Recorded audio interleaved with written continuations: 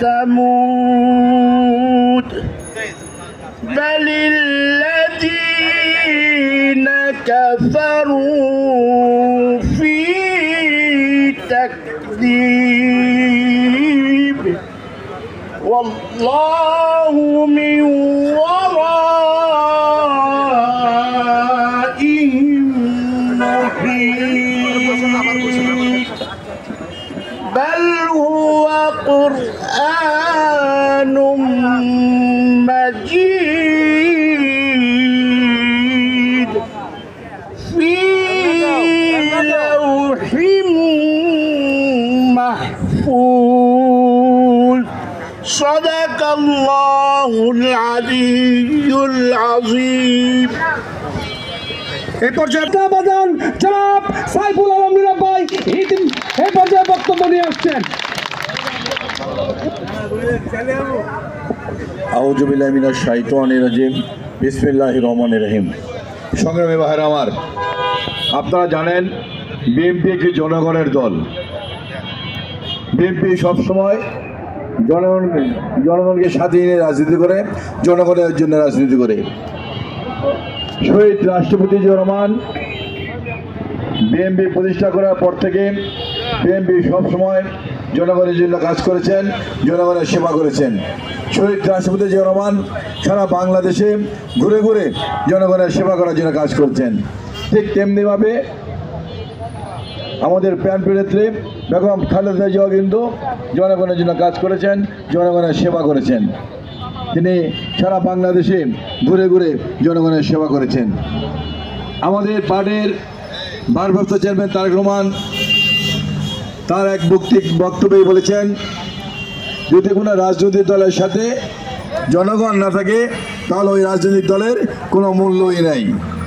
আর যদি কোনো নেতার সাথে জনগণ না থাকে ওই নেতারও কোনো মূল্য নেই। অর্থাৎ বিএনপি হলো জনগণের দল।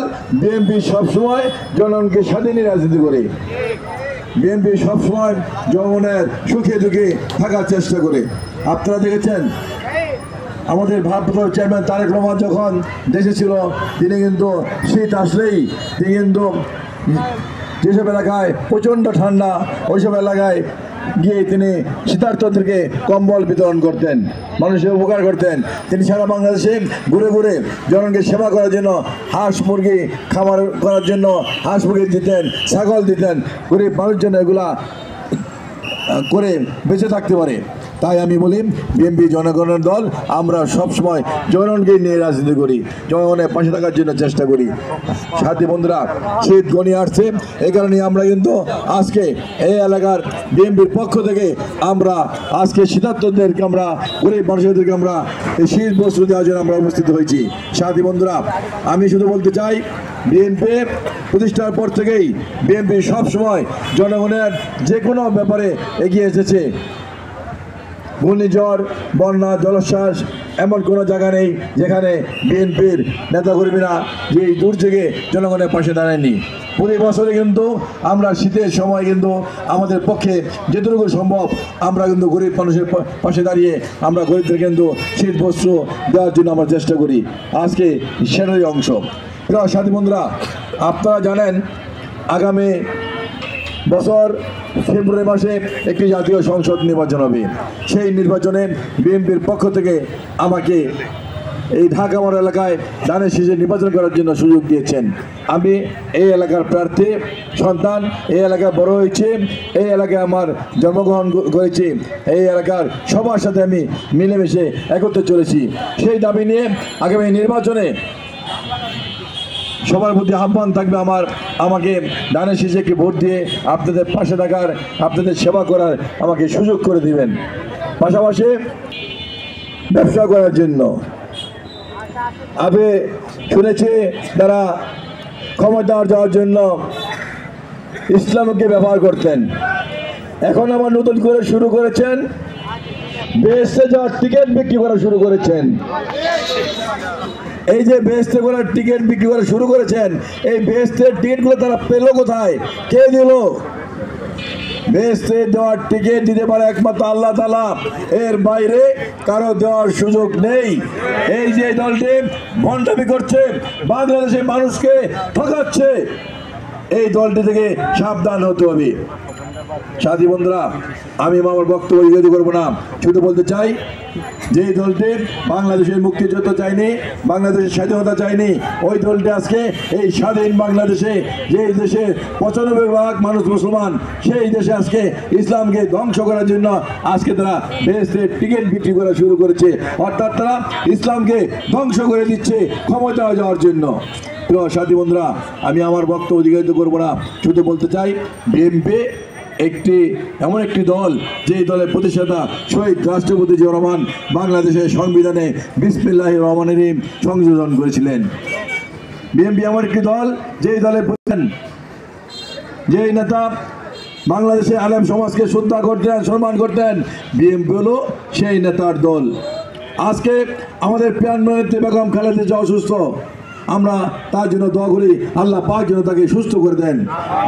বেগম খালেদা জিয়াও কিন্তু আলেমদের সম্মান করতেন, শ্রদ্ধা করতেন, শিক্ষার উন্নয়নের জন্য কাজ করেছেন।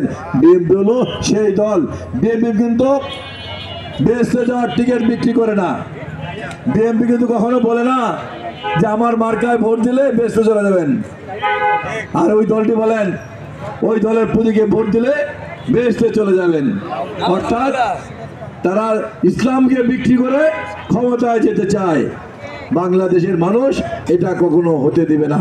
প্রিয় সাথী বন্ধুরা, আমি আমার বক্তব্য দীর্ঘায়িত করব না, শুধু বলতে চাই আমরা আমাদের প্রাণপ্রিয় নেত্রী বেগম খালেদা জিয়াকে আল্লাহ পাক যেন সুস্থ করে দেন, আমরা আল্লাহ তাআলার কাছে সেই দোয়া করছি।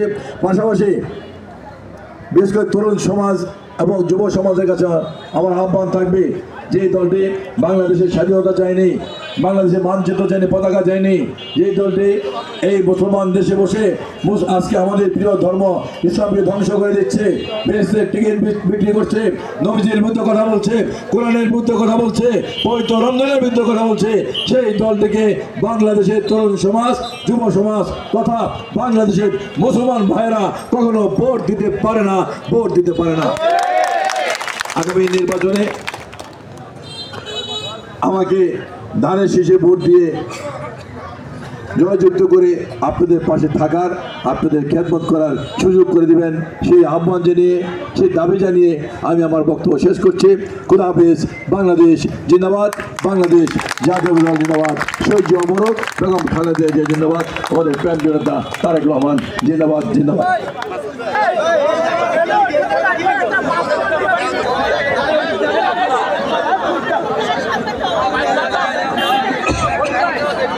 তোমরা সরেন না, বাচ্চু ভাই সরেন প্লিজ।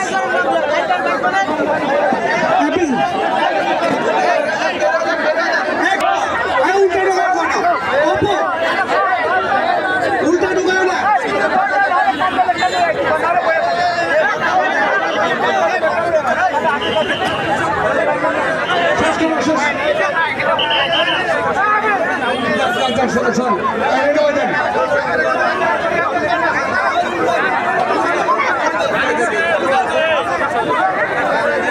সিরিয়াল দাও।